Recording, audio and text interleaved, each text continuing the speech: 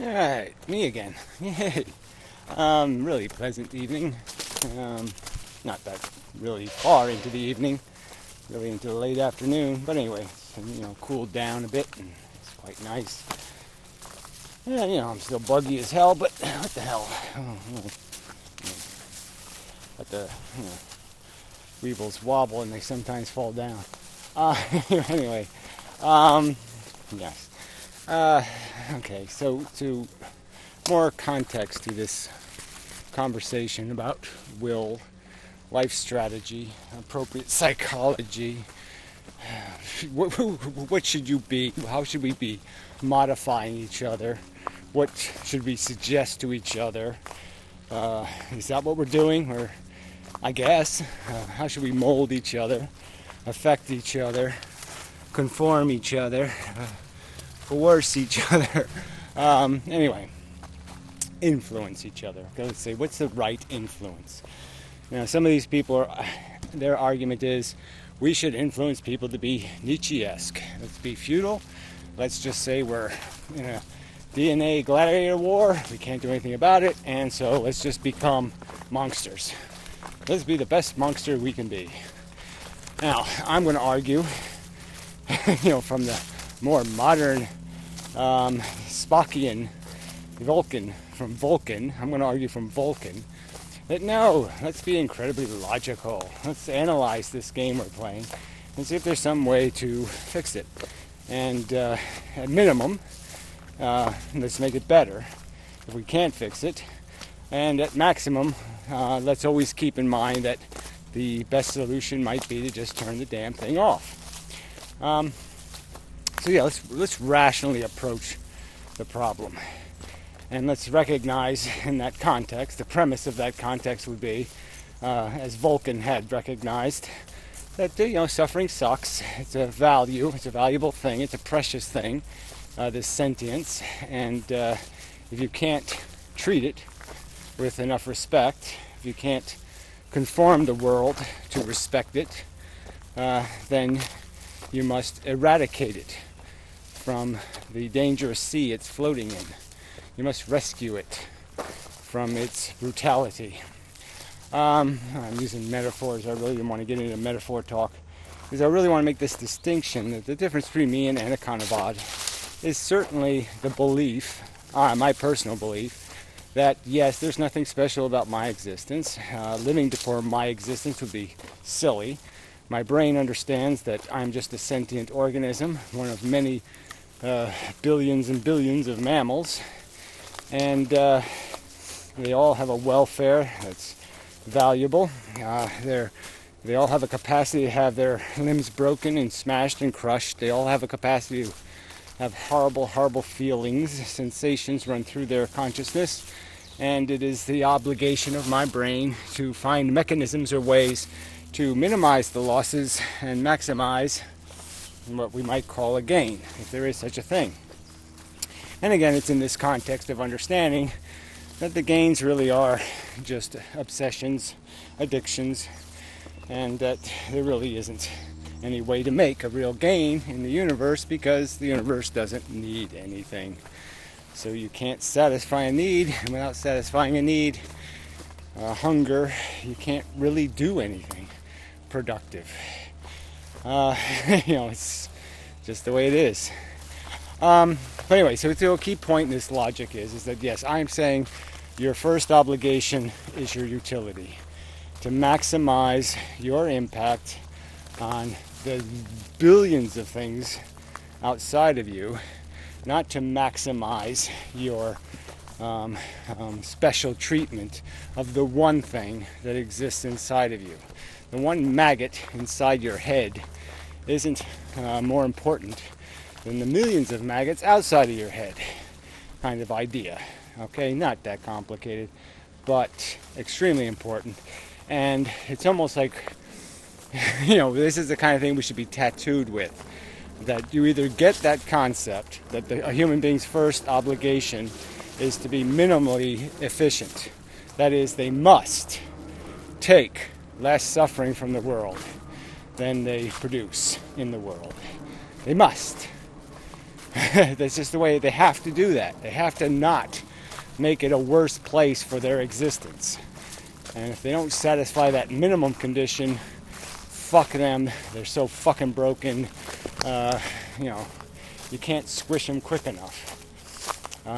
You can't justifiably exist with that being the product, if you know that's the product. Obviously, with life there's hope, so even people who are running a deficit might miraculously do something in the last day of their life to make up for their whole life of failure. But it seems unlikely to me. Anyway, this is a key point. There's your personal psychology, how do I feel, and then there's your effect on the world. Two things, one thing much more important than the other thing. There, premise, fact, really important. You don't get that, you're not on that page, we're going to have trouble. We're not going to get along. We're not going to understand each other. So that's one side of this. The second side is the more technical, getting into understanding what we are, which is animals, little brains that do these associating things and are programmed and constructed, and understanding that you do not reflect yourself. Okay, you reflect the world. And so the joke is, people can swear at me and say, "You motherfucking son of a bitch," and they really should be swearing at the world that created me, because I am a reflection of the world's angst, the angst that exists in its logic, in its circumstance, in its hypocrisy, in its duplicity, in its crassness, in its cheapness. I'm just that coming to roost. I'm just that showing up and saying, "You made scum, now here I am." Yeah, you produced it as a side effect of your ambition, and I'm merely what that produces, which is the counter note saying, "That sure smelt. That sure sucked. You blew it." So, but yeah, this idea that we are a we, obviously. We're a container. We can be identified as a container. But everything in the container came from pieces out here. Out here made what's in the container. The container doesn't make itself. It doesn't mix itself. It doesn't do anything itself. Your consciousness is a spectator. It watches you perform. It does nothing else. Your subconscious, your brain, has all the interactions, all the stored energy, all the momentum and the movement, the sunlight, the dirt, the dust, all of it's in your subconscious, in the associations it created. So you are not a you in the strict sense of it. I still don't see any point in throwing those words out, because I think they're still very useful, because you are an identifiable container. But everything that's in you, you didn't make. I've used the analogy over and over again. I don't know. I mean, some of this stuff is just so irritating that you can't write it somewhere. Eddy in a stream. It looks very complicated, but it's just crude mechanics. There's no complexity to it at all. It's very simple. It's only made to look complicated because there's a lot of moving parts. And that's all we are. We're a really, really, really, really big amount of moving parts. And they're moving in a manner that has been filtered to do certain things. Filtered by a selection process of the world. And that filtering has made the movement a ballet. It has made the movement, an orchestra. It has made the movement an elegant, complexly,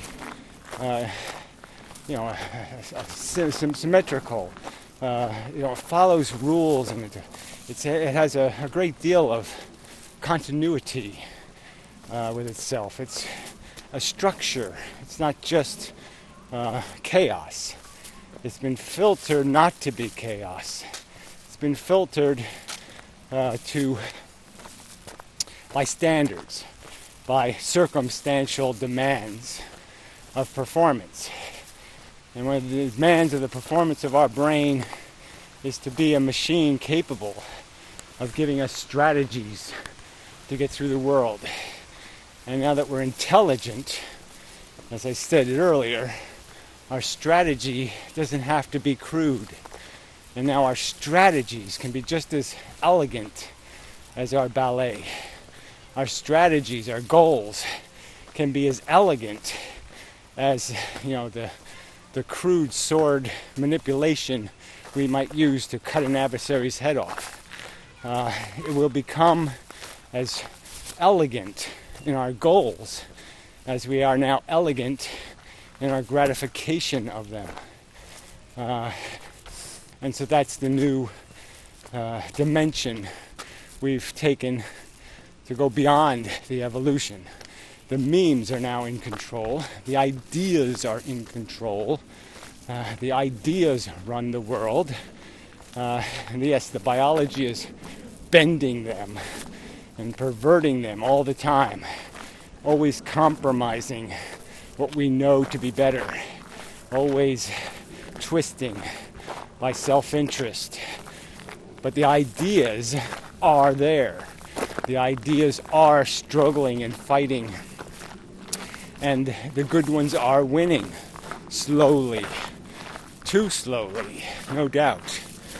Much too slowly for, the baboons that we still remain with our nuclear bomb clubs, But we're getting there. Bugs. Anyway, and bugs aren't. Bugs never acquired memes and ideas to evolve. It's just their biology.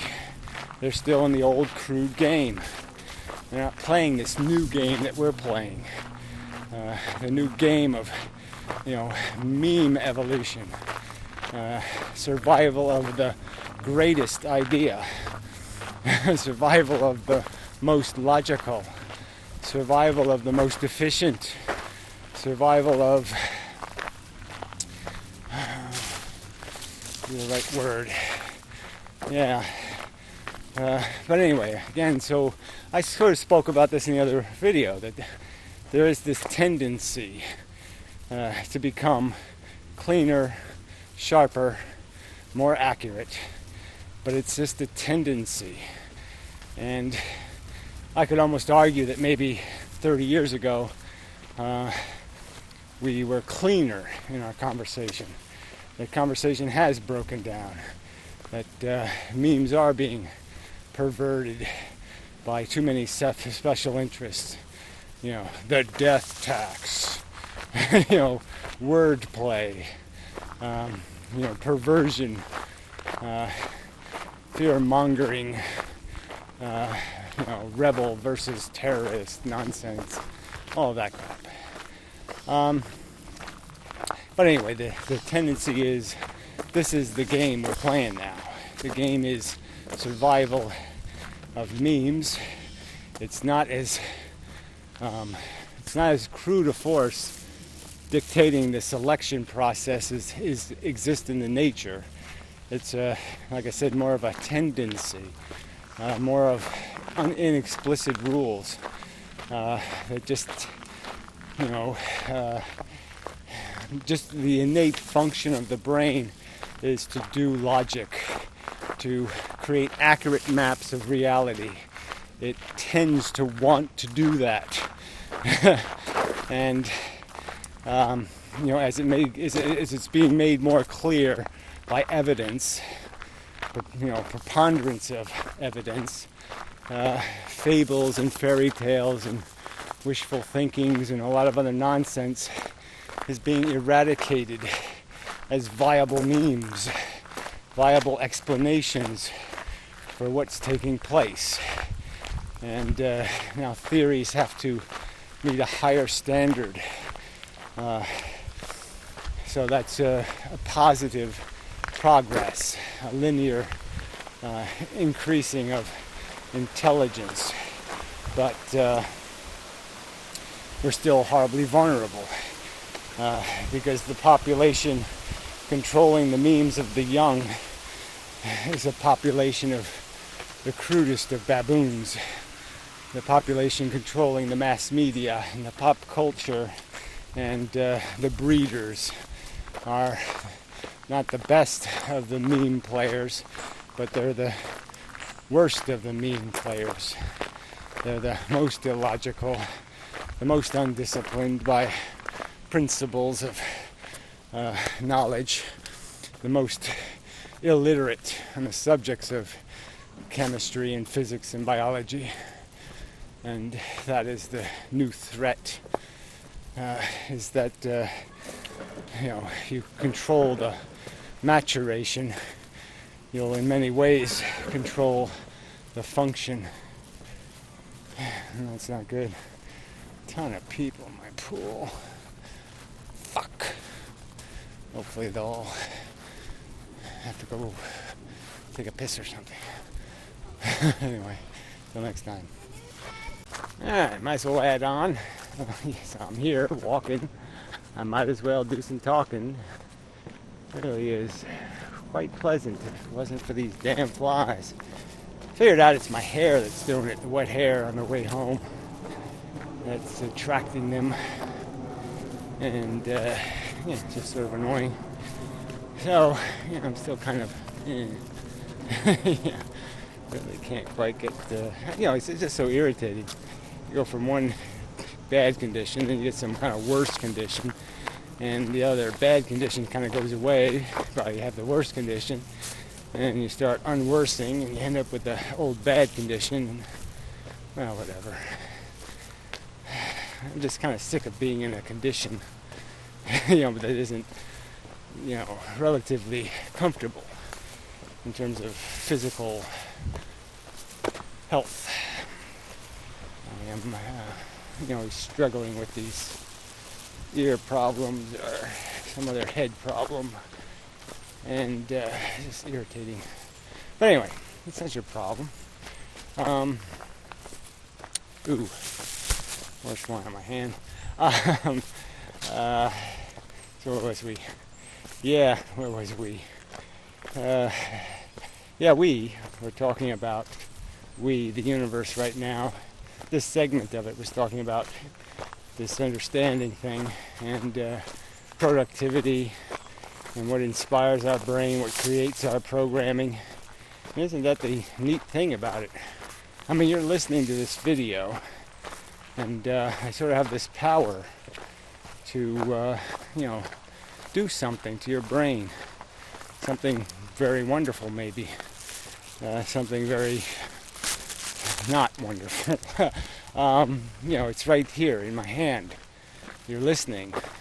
You are listening. That's a very powerful thing.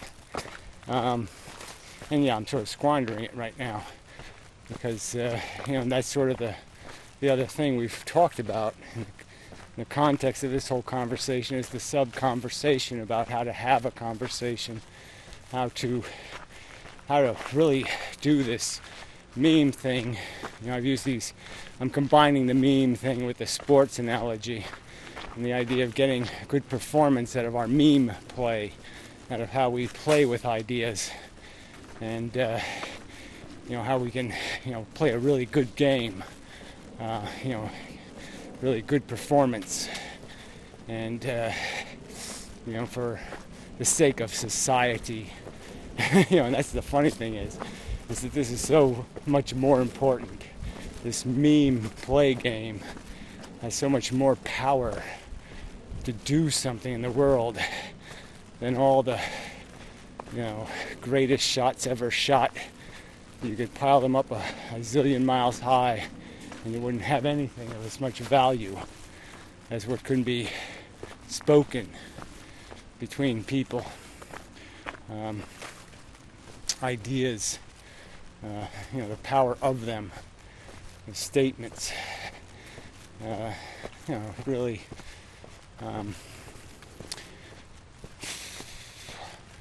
it is, awe-inspiring. It is, whatever that word is, when you have one of those moments, eureka kind of things. But at the same time, we got to do it better because we're not doing it well enough.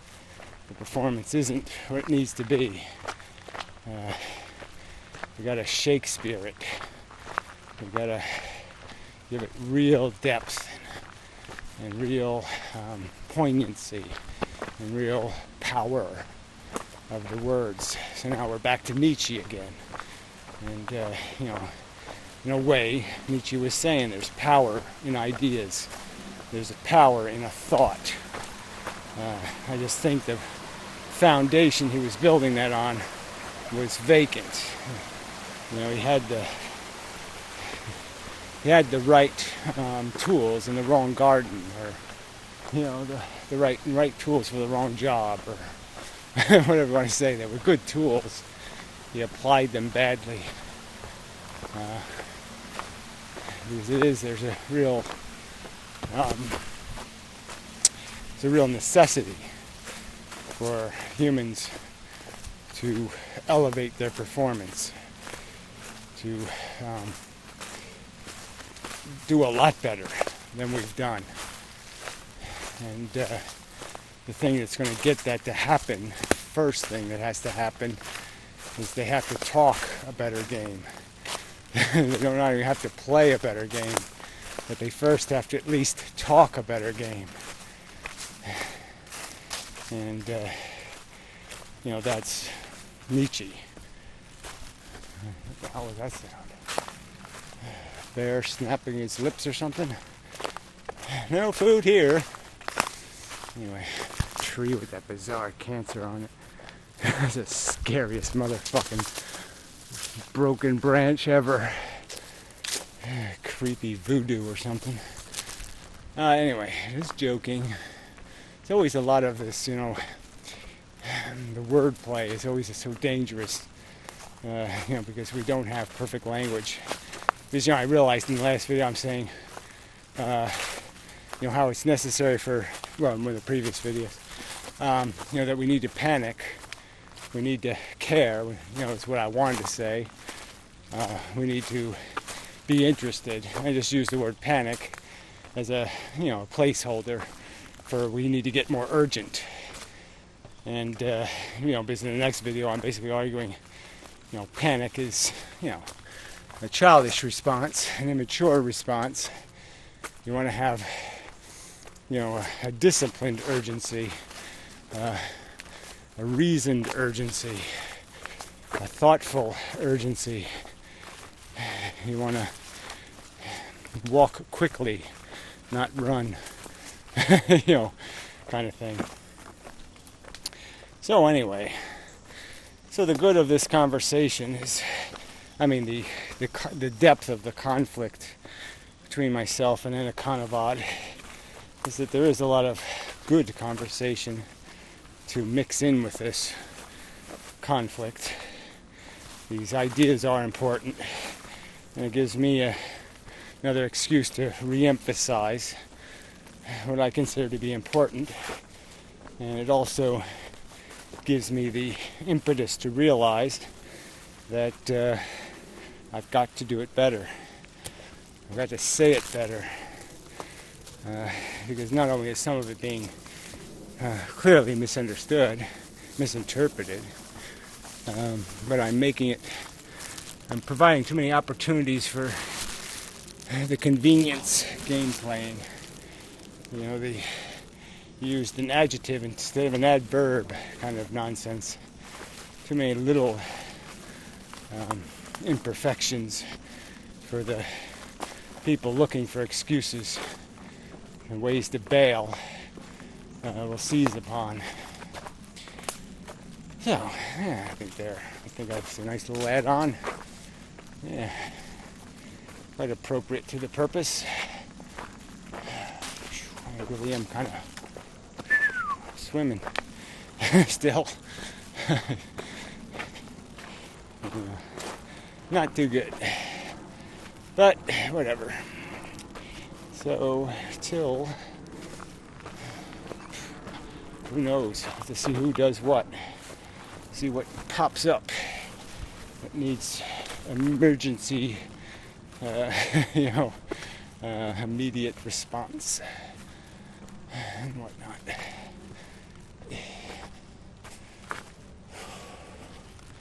All done in. It really was a hot day. I probably worked a little too much in my weakened condition.